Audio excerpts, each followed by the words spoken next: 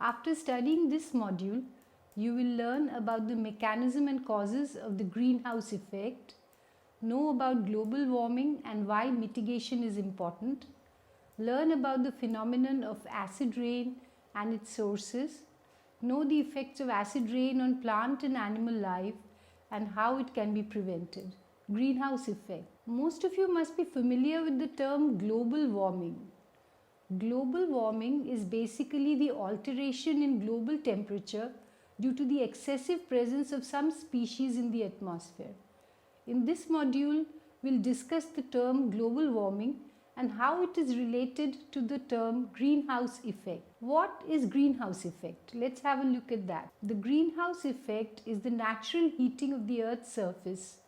When energy from the sun reaches the Earth's atmosphere, some of it gets reflected back into space and the rest is absorbed by greenhouse gases. These include carbon dioxide, water vapor, methane and nitrous oxide. The gases transmit short wavelength radiation from the sun and absorb long wavelength infrared radiation emitted by the Earth. The absorbed energy warms the surface of the Earth and the atmosphere, maintaining the temperature about 33 degrees Celsius higher than it would have been in the absence of this effect. Thus, this phenomenon makes life on Earth possible. This is the natural greenhouse effect. Now let's have a look at how human activities have enhanced the greenhouse effect. Human activities such as burning of fossil fuels, which include coal, oil and natural gas, some agricultural practices, land clearing and industrial activities etc. are responsible for increase in the concentration of greenhouse gases beyond their natural levels. Also, in addition to the natural greenhouse gases, for example water vapor, carbon dioxide, nitrous oxide and methane, whose concentrations have increased due to industrial activity in recent times, the artificial compounds chlorofluorocarbons, also known as the CFCs, and also tropospheric ozone, added by human activity, contribute to enhanced greenhouse effect. This in turn results in excessive warming of the Earth by increasing its average temperature beyond natural levels. This phenomenon is called global warming, and the resulting aberrations in global climate are collectively referred to as climate change. You can see in the figure shown here the difference between the natural greenhouse effect and the human enhanced greenhouse effect. Radiative forcing. This is a term, radiative forcing, which is defined by the Intergovernmental Panel on Climate Change, also known as IPCC, as a measure of the influence a factor has in altering the balance of incoming and outgoing energy in the Earth atmosphere system and is an index of the importance of the factor as a potential climate change mechanism. For greenhouse gases, radiative forcing may be measured as the amount of heat measured in watts a greenhouse gas imparts to a square meter of Earth. The radiative forcing exerted by each greenhouse gas depends on its concentration and its ability to absorb long wavelength infrared radiation. Carbon dioxide contributes most to the greenhouse effect, calculated in this manner. Historical background. Let's have a brief look into the history of greenhouse effect. Scientists have known about the greenhouse effect since 1824, when Joseph Fourier calculated that the Earth would be much colder if it had no atmosphere. He named this process greenhouse effect on the basis of earlier work by Swiss naturalist de Saussure, who had demonstrated that the temperature inside a glass box exposed to the sun was higher than that outside. In 1838, Claude Pulot, a French physicist, attributed the natural greenhouse effect to water vapor and carbon dioxide. He concluded that any variation in the quantity of water vapor or of carbon dioxide in the atmosphere should result in a climate change. In 1860, optical and radiative properties of the atmospheric gases were studied by John Tyndall, an Irish physicist, who confirmed that most of the greenhouse effect is due to molecules of water vapor and carbon dioxide. In 1895, the Swedish chemist Svante Arrhenius, better known for his ionic equilibria studies, calculated that a doubling of carbon dioxide in the air will lead to a global increase of 4 degrees Celsius of the ground temperature, and predicted as a consequence that the industrial age will generate a global warming effect. He could be considered a pioneer in climate research that has given us a sophisticated understanding of global warming. In 1917, Alexander Graham Bell wrote, "The unchecked burning of fossil fuels would have a sort of greenhouse effect, and the net result is the greenhouse becomes a sort of hothouse." Bell went on to advocate for the use of alternative energy sources such as solar energy. Now, what is the mechanism of greenhouse effect? The energy of the sun reaches the earth in the form of UV, visible and near IR radiation. Most of this passes through the atmosphere without being absorbed. Out of the total amount of energy available at the top of the Earth's atmosphere, about half the energy is absorbed by the Earth's surface and the rest is absorbed by the Earth's surface or reflected. The light reflected back by clouds does not affect the mechanism of greenhouse effect since it is lost to the system. The surface is warm, so it radiates far IR radiation with wavelengths longer than the absorbed radiation. There is a small overlap between the incident solar spectrum and the terrestrial thermal spectrum, but this is so small that it can be neglected. The atmosphere absorbs most of this thermal radiation and re-radiates it in both directions, that is upwards and downwards. The surface of the Earth absorbs the downward radiated portion. The Earth's surface, heated to a temperature around 255 Kelvin, radiates long wavelength infrared heat ranging from 4 to 100 micrometer. At these wavelengths, greenhouse gases, otherwise transparent to incoming solar radiation, are more absorbent. Each layer of the Earth's atmosphere containing greenhouse gases absorbs some of the heat radiated from lower layers to upper layers. It re-radiates both upwards and downwards. In equilibrium, it radiates the same amount that has been absorbed by it. As the concentration of gases increases, amount of absorption and re-radiation also increases and ultimately results in the heating of layers of the atmosphere and the surface below. Infrared radiation can be absorbed and emitted by the greenhouse gases, including diatomic gases having 2 different atoms, such as CO, carbon monoxide, and all gases having 3 or more atoms, for example nitrogen dioxide, methane, etc. It is estimated that approximately 99% of the dry atmosphere is IR inactive. This is because the main gases present, nitrogen, oxygen and argon, are not able to directly absorb or emit infrared radiation. The energy absorbed and emitted by the greenhouse gases can of course be shared between the gases which are IR inactive by intermolecular collisions. The greenhouse role of carbon dioxide has been much in the news recently. Since the beginning of the last century, the rate of increase in the concentration of carbon dioxide has increased by about 45 parts per million. The main reasons for increase in the concentration of carbon dioxide in the atmosphere are the following. Volcanoes. Some volcanoes emit carbon dioxide in large amounts. It is one of the most potent sources that add carbon dioxide naturally to the atmosphere.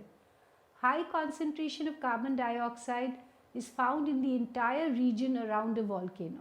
Burning of fossil fuels. This is the major anthropogenic source. With the increase in population and escalation in industrial growth, the demand for fossil fuels has greatly increased. It is estimated that for each ton of coal used, 0.693 tons of carbon is converted into carbon dioxide. For each ton of crude petroleum produced, 0.769 ton of carbon is delivered to the atmosphere in the form of carbon dioxide.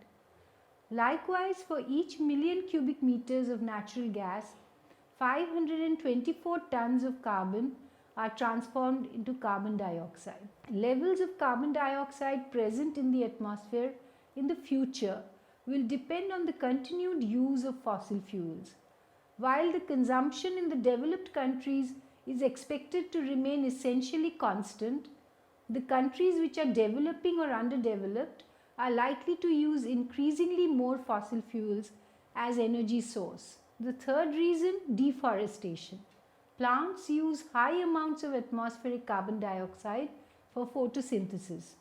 As a result of deforestation, an important sink of carbon dioxide is being eliminated. There are two ways by which deforestation adds carbon dioxide to the atmosphere.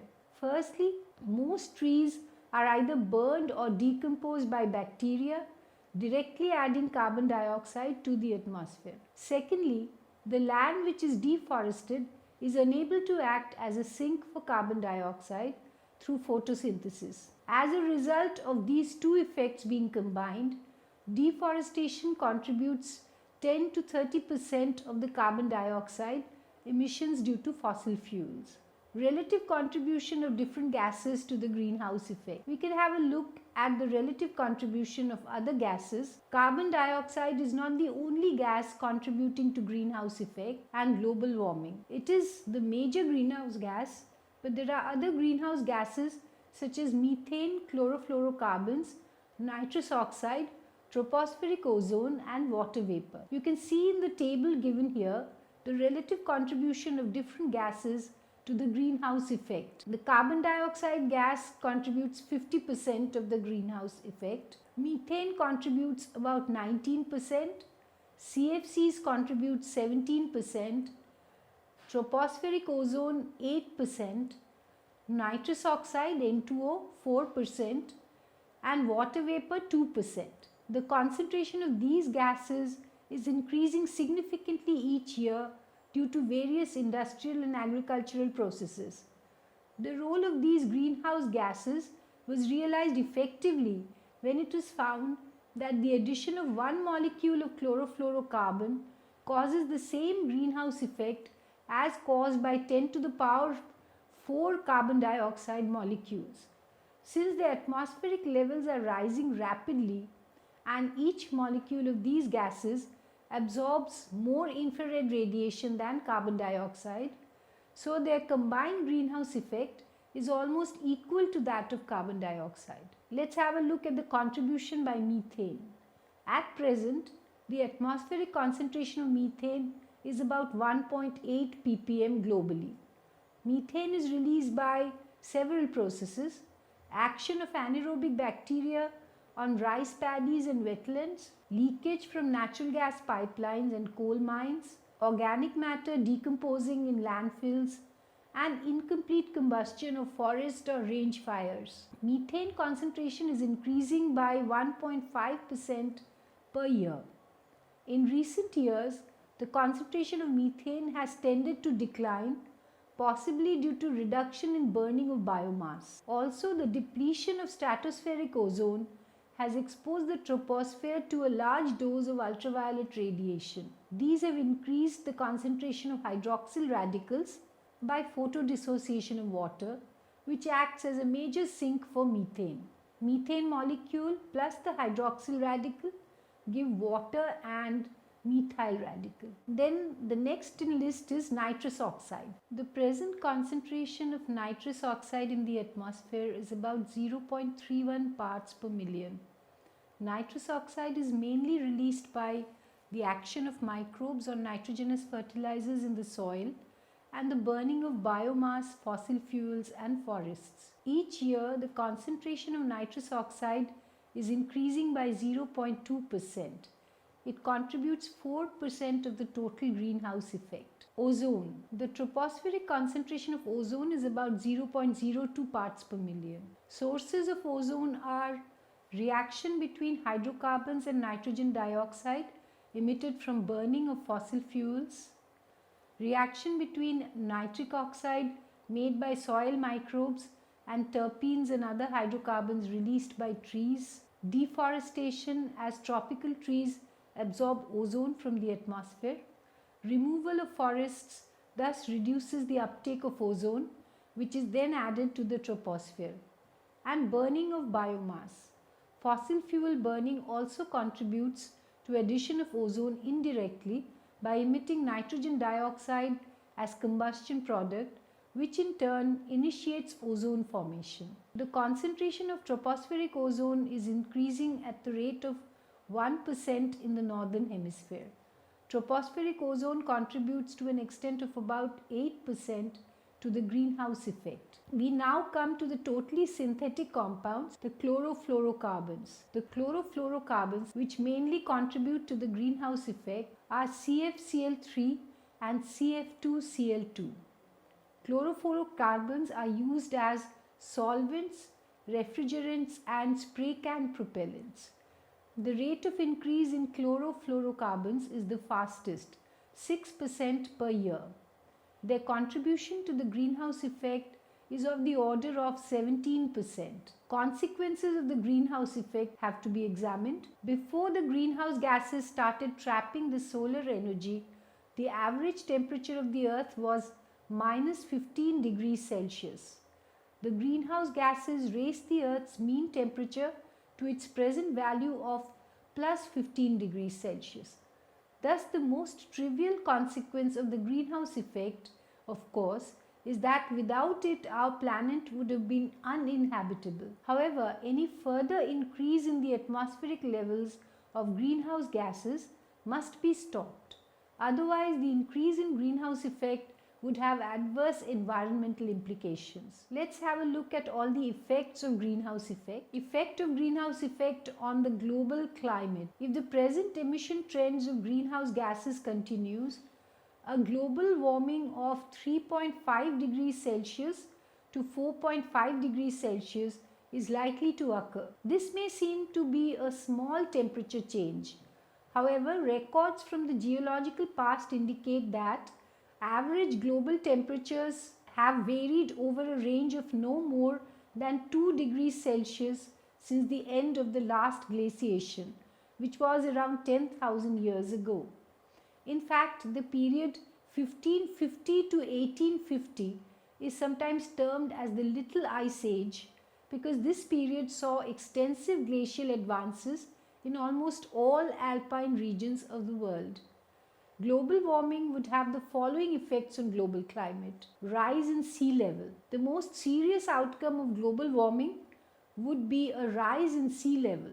It has been estimated that the sea level may rise 0.5 to 1.5 meters in the next 50 to 100 years. The reason is heating of ocean water and melting of glaciers on mountains. The ice cap in East Antarctica is not expected to melt in the foreseeable future, but the West Antarctica ice sheet, which is partially in contact with ocean water, may break up and melt, causing the sea level to rise even more than 1.5 meters. Let's have a look at the higher sea level consequences. Of course, there would be increase in the frequency and severity of floods. It would also damage coastal areas. It would cause loss of soil replenishment and cause seawater intrusion into river and other aquatic systems near the ocean. 1/3 of the world population lives in low-lying coastal areas. A large part of the population of some countries is at risk if sea level rises substantially. For example, half the population of Bangladesh lives at an elevation of less than 5 meters. If present trends continue, Bangladesh will lose up to 18% of its habitable land by 2050. Likewise, a combination of sea level rise and loss of soil replenishment on the Nile Delta is expected to destroy as much as 19% of Egypt's arable land by the middle of this century. Of the 1,196 islands comprising Maldives, almost all are at 3 meters height from sea level, and many people live at the height of less than 2 meters. If the West Antarctica ice sheet begins to melt, the Pacific Ocean would rise to such dangerous levels that all the densely populated coastal cities from Shanghai to San Francisco would be threatened. If the Arctic ice cap begins to melt, then Greenland, Iceland, Norway, Sweden, Finland, Siberia and Alaska would be adversely affected. Evaporation of water from aquatic systems. Global warming will cause more water to evaporate from the aquatic systems and create more water vapor. The extra water vapor, which is itself a greenhouse gas, will enhance the warming of the Earth's atmosphere. Changing patterns of rainfall. There will be large shifts in agricultural productive areas due to changes in rainfall patterns. Effects on plants. The increasing amounts of carbon dioxide in the atmosphere will affect plant growth in several ways. These include carbon dioxide fertilization. At first glance, increase in concentration of carbon dioxide in the atmosphere seems to be favorable for agricultural processes. A carbon dioxide rich environment is expected to enhance plant growth by accelerating the pace of photosynthesis. During photosynthesis, plants require carbon dioxide molecules and solar energy. The carbon dioxide diffuses into the plant through the stomata in the outer layer of leaf cells. The gas ultimately reaches the chloroplasts. These are the organelles in which photosynthesis takes place. Increased rate of photosynthesis due to increased concentration of carbon dioxide in the atmosphere has been given the name carbon dioxide fertilization. Studies on wheat, mung bean and mustard indicate that plant biomass may increase by 25 to 30% because of carbon dioxide fertilization. Similar studies on citrus trees and cotton plants also show faster growth rates. Positive response to increased carbon dioxide levels in isolated laboratory experiments, however, do not necessarily translate into increased growth for the plants in natural environment. Competition for scarce resources limits the plant's response to higher levels of carbon dioxide. The requirements for fertilizers and biocides put the underdeveloped and developing nations at a disadvantage. For many countries, even water is a limited and expensive resource. Even if nutrients, light and water are present in abundance, it does not mean that the rate of photosynthesis would increase with increasing carbon dioxide concentration. Most plants record an increase in photosynthesis only initially.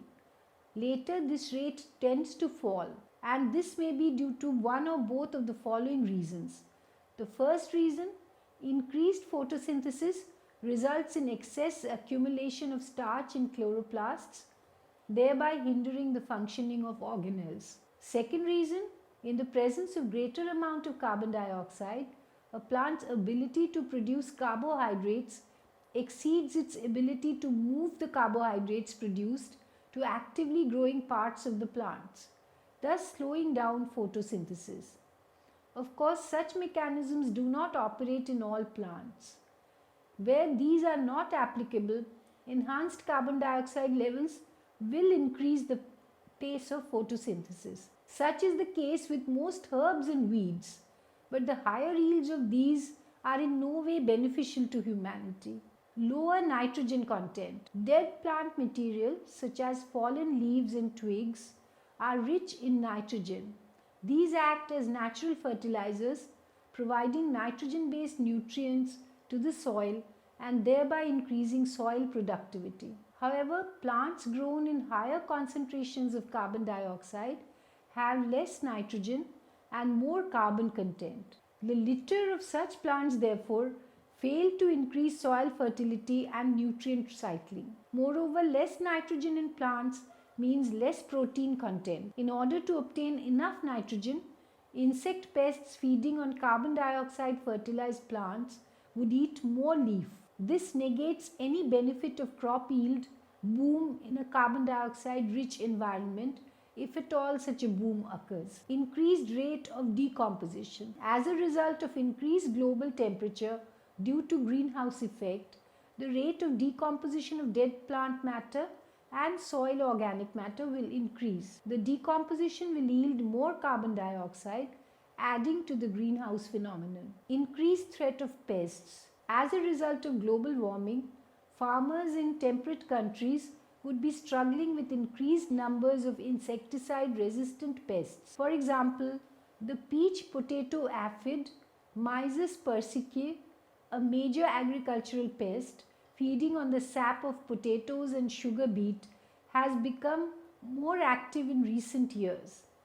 It is resistant to virtually all the insecticides. Earlier, the biggest challenge facing the aphids was to survive the winters. Aphids cannot move quickly when the temperature is low, and so if they fall to the ground, they die of starvation before getting back to their host plant. Now, however, global warming has removed that brake on the growth of aphids that the winter had so far provided. Evaporation of water from soil. Due to increase in temperature, the moisture content of soil would decrease, and so would its fertility towards many crops. Effect on human health. The global increase in the average temperature of the atmosphere is expected to increase the cases of infectious diseases, which include malaria, schistosomiasis, sleeping sickness, dengue, and yellow fever. The greenhouse effect will thus enhance the problem for the developing countries where these diseases are already more frequent. Global warming will increase the range of mosquitoes, flies, and snails, the vectors that transmit infectious diseases. The Aedes aegypti mosquito, which spreads dengue and yellow fever, has extended its range in regions like Costa Rica, Colombia, Kenya, and India due to the greenhouse effect. Likewise, the outbreak of cholera in Latin America in 1991, the outbreak of pneumonic plague in India in 1994, and the hantavirus epidemic in South America in 1994 can also be directly linked to global warming. Effects on wildlife. Greenhouse effect will seriously affect wildlife.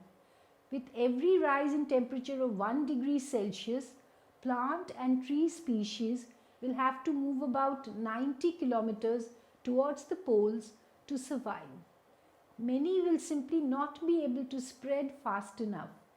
The strain will be the greatest in higher latitudes because they will heat up fastest. Winter temperatures in latitudes between 60 degrees and 90 degrees are expected to warm up twice as fast as the global average, and the Arctic tundra may disappear altogether. The change in patterns of rainfall will cause severe ecological damage, and rise in sea level will affect the coastal habitats. As species of trees and plants disappear, the animals that depend on them will disappear as well. As the average global temperature continues to increase, there will be no place left for re-establishing these lost habitats. So how do we mitigate global warming?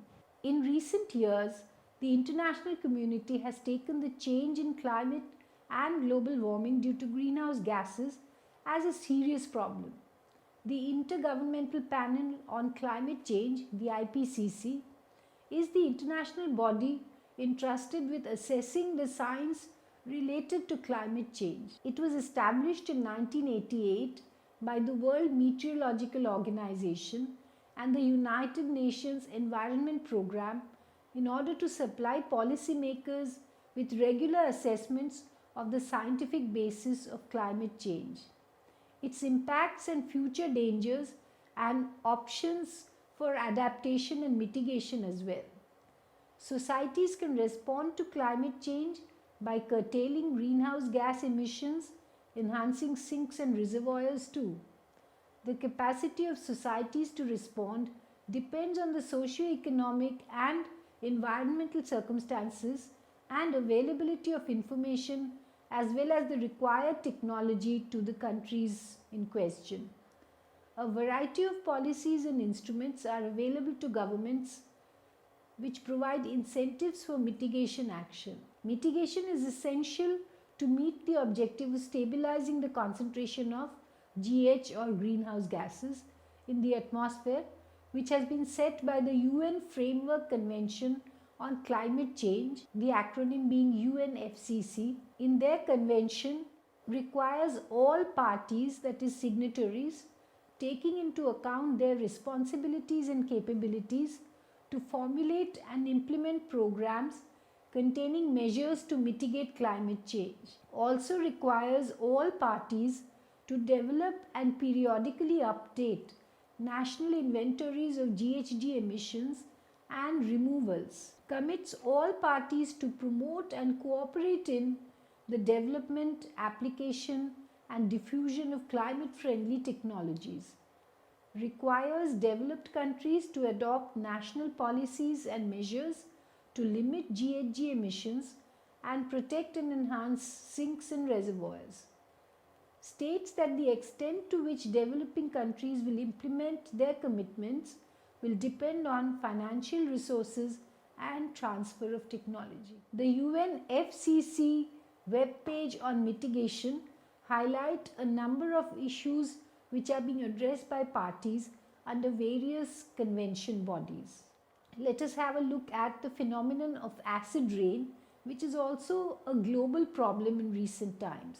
Robert Angus Smith first coined the term acid rain in 1872, even though the phenomenon was known since 1853. Rainwater is naturally slightly acidic due to dissolved carbon dioxide. Acid rain is rain or any other form of precipitation such as snow, sleet, fog, dew, etc., which is unusually acidic, that is containing a higher concentration of hydrogen ions than normal rain. Acid rain looks like normal rain, but its highly acidic nature makes it dangerous for the environment and for humans. The burning of fossil fuels, coal, gas and oil is responsible for the production of sulfur dioxide and nitrogen oxides, which increase the acidity of rain or precipitation. Though these oxides are emitted into the atmosphere from natural sources as well, such as volcanoes, oceans, biological decay and forest fires, their amounts have increased rapidly due to human activities such as combustion of fuels in power plants, factories and automobiles. Acid rain and acid precipitation depend upon the chemical nature of air pollutants and moisture in the atmosphere. The effects of acid rain on trees and freshwater bodies were first observed in Scandinavian countries during the 1970s and 1980s. This became a global problem when it was recognized that the source of the emissions may be far away from the place where the precipitation takes place. Let's have a look at the causes of acid rain. Chemical reactions in the atmosphere are responsible for acid rain, as we have already mentioned. In this process, sulfur dioxide and nitrogen dioxide react with moisture to produce sulfuric and nitric acids respectively. The oxides can travel long distances and become a part of rain, sleet, snow, fog, etc. many miles away, as they are water soluble and can be easily carried by wind. Normal mildly acidic rain is neutralized by alkaline chemicals in the air. Soil, bedrock, lakes and streams also have certain alkaline chemicals which neutralize mildly acidic normal rain. Acid rain, however, may be too acidic to be neutralized in this way. Over a period of time, these neutralizing materials can be washed away by acid rain. Damage to crops, trees, lakes, rivers and animals can result. Types of acid rain or deposition. Acid rain deposition can be categorized into two parts. There could be wet deposition. In wet areas, acid falls with rain, sleet, hail, snow and fog. There could also be dry deposition. This refers to acidic gases and particles which get deposited on soil, vegetation and water on the earth's surface. The pH scale is used for the measurement of rain acidity. As is well known, the pH scale is from 0 to 14, in which 0 to 6 is acidic region, while 8 to 14 is basic region and pH 7 is neutral. Normal rain has a pH of between 5 to 5.5, while typical acid rain has a pH as low as 4. The chemical reactions involved in the formation of acid rain can be studied. Nitric oxide reacts with oxygen to form nitrogen dioxide, and nitrogen dioxide further dissolves in water to form nitric acid, which is washed down as acid rain.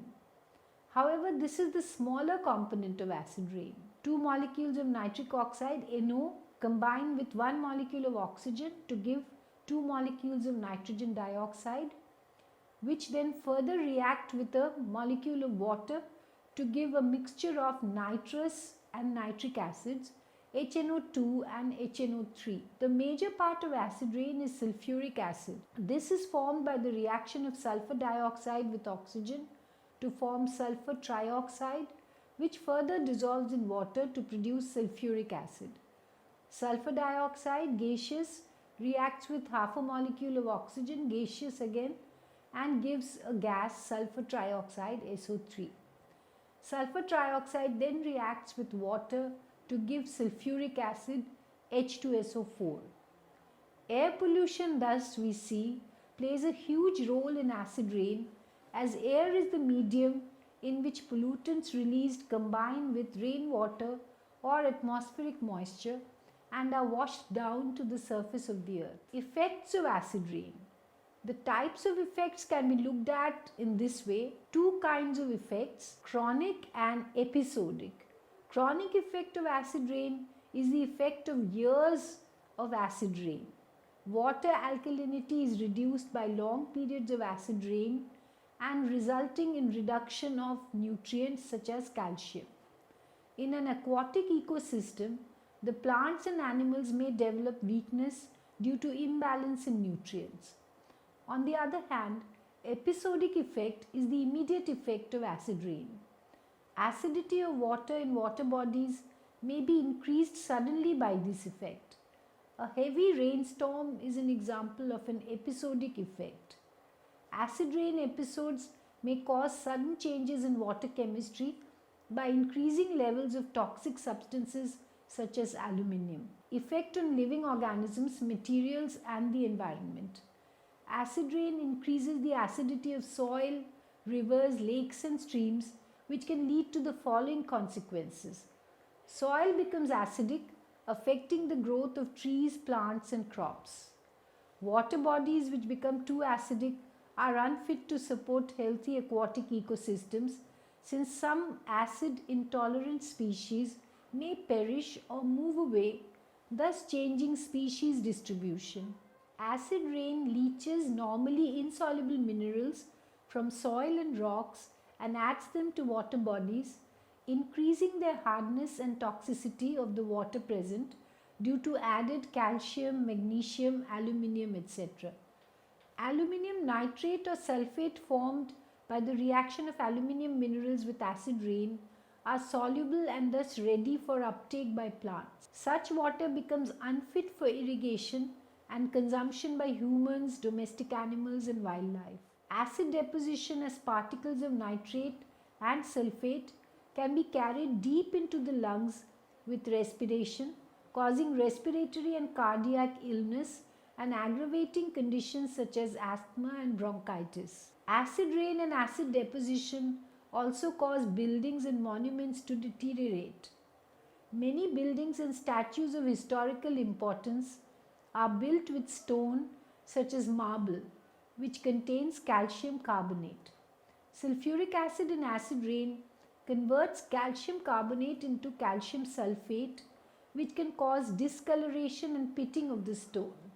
The yellowing of the Taj Mahal, earlier famous for its pure white marble structure, is an example of this phenomenon. Corrosion of metal structures like bridges is also accelerated by high acidity of rain. Prevention of acid rain. In view of the far-reaching effects of acid rain, it is important to take steps to mitigate this phenomenon. Some preventive steps can be curtailing the use of fossil fuels by simple steps like more walking and cycling instead of driving, switching to low sulfur coal, desulfurization of coal before burning, removing sulfur oxides from waste gases coming out of chimney stacks, road traffic restriction, bringing more renewable energy sources such as solar, wind and geothermal into use of battery operated and fuel efficient vehicles, etc. Let us summarize what we have learned till now.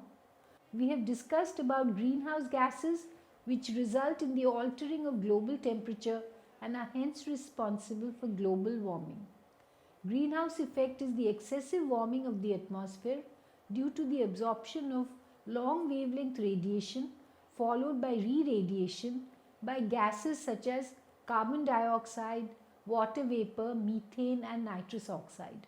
Due to high anthropogenic concentration of greenhouse gases, the atmosphere is overheating and inducing a global warming phenomenon.